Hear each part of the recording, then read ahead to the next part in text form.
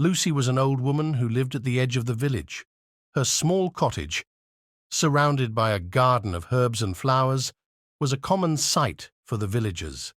Known as a skilled herbalist, she was generous and always ready to help. "Good morning, Lucy," a villager greeted her one sunny day. "Good morning, dear," Lucy replied with a warm smile. "How can I help you today?" People often visited her for advice and remedies. Mothers sought her out for cures for their children's colds, and farmers asked her for potions to protect their crops. One afternoon, a couple knocked on her door. Blessing and her husband Tony, married for 10 years, were desperate for help. "Please, Lucy, we need your help," Blessing pleaded. "We've been trying to have a child for years, but nothing seems to work." Lucy's eyes gleamed with hidden delight, but she masked it with a sympathetic look. "I'm so sorry to hear that, Blessing. Please come in." As they stepped inside, Lucy led them to a cozy corner with a table full of jars and dried herbs. "Sit down," she said, "and tell me more about your troubles." "We've seen so many doctors," Tony began, "but they say there's nothing wrong with us. We're losing hope." Lucy nodded, her mind already scheming. She knew their desperation could be to her advantage. "Let me see what I can do," she said, pretending to be deep in thought. "I'll make a special potion for you." She began mixing various herbs and muttering strange words under her breath. "This potion," she said, handing them a small bottle, "must be taken every night before bed. It will increase your chances of having a child."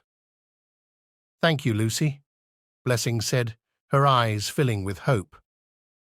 "Don't mention it," Lucy replied, hiding her true intentions. "I'm always here to help." As the couple left, Lucy watched them with an evil smile. "This will benefit me greatly," she whispered to herself. For weeks, Blessing and Tony followed Lucy's instructions. They returned to her frequently, each time receiving a new potion or advice.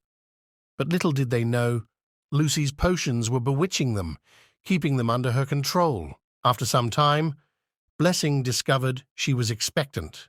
Overjoyed, she could not wait to thank Lucy for her help.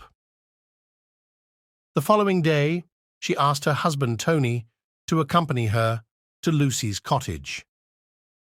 "I don't think we should go back there," Tony said, shaking his head. "I have a bad feeling about this." "But Tony, she helped us," Blessing insisted. "I need to thank her."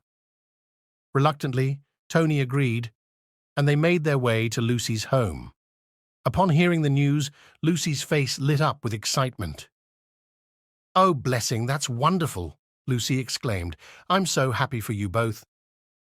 She then handed Blessing a small jar. "This is a special potion," Lucy said. "Apply it on your baby bump every morning to protect the unborn baby." Blessing gratefully accepted the potion and followed Lucy's instructions faithfully. However, 6 months into her pregnancy, tragedy struck.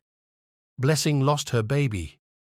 Devastated, she shut herself away in her home, unable to face the world. The grief was overwhelming, and she couldn't understand why this had happened. The following day, there was a knock at the door.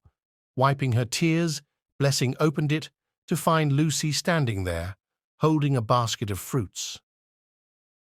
"I'm sorry for your loss, Blessing," Lucy said softly. "I really feel for you. Don't lose hope. There is always another chance." Lucy's words were meant to comfort, but as she left, a troubling thought crossed Blessing's mind. How did she know about it? I didn't tell her, so how does she know? After their harrowing experience with Lucy, Blessing and Tony decided to try having a baby once more. However, each time Blessing conceived, she tragically suffered a miscarriage. Their heartbreak deepened with each loss, casting a shadow over their once hopeful lives.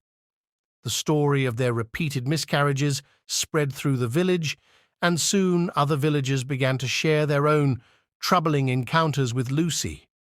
One by one, they came forward with tales of strange ailments, inexplicable bad luck, and mysterious occurrences after visiting Lucy. "We need to do something about this," said one villager during a community meeting. "She's been causing harm for too long?" "We should confront her together," suggested another. "If we all stand up to her, she can't ignore us." The villagers, united in their anger and resolve, gathered in front of Lucy's cottage. Blessing and Tony stood at the forefront, determined to put an end to the witch's reign of terror. Lucy opened the door, her eyes narrowing at the sight of the angry crowd. "What is the meaning of this?" she demanded. "We know what you've been doing, Lucy," Blessing said, her voice strong despite her grief. "You've been using your magic to harm us, and we won't stand for it any longer." Lucy's face twisted into a sneer. "You fools," she spat. "I've given you what you asked for. If you want to blame someone for your misfortunes, look to yourselves, not me." The crowd murmured angrily, but Lucy raised her hand, casting a dark look over them. "If you try to cross me, I'll curse every one of you. You'll regret this day." But the villagers, emboldened by their shared determination, did not back down. "We're not afraid of you anymore," Tony shouted. "You've caused enough pain. Leave our village and never return." Faced with the collective will of the villagers, Lucy realized she was outnumbered and outmatched. Her threats fell on deaf ears as the crowd pressed forward, driving her out of her cottage and towards the edge of the village. "You can't do this," Lucy shrieked. "I'll make you all pay." But the villagers remained resolute. Together, they tried all their best to chase Lucy away from the village, ensuring she could no longer harm anyone else. Shock onto them, Lucy was unmovable. She used all powers to scatter the villagers. After deciding to chase her away, they found themselves cooking and cleaning Lucy's compound, others cooking and feeding her.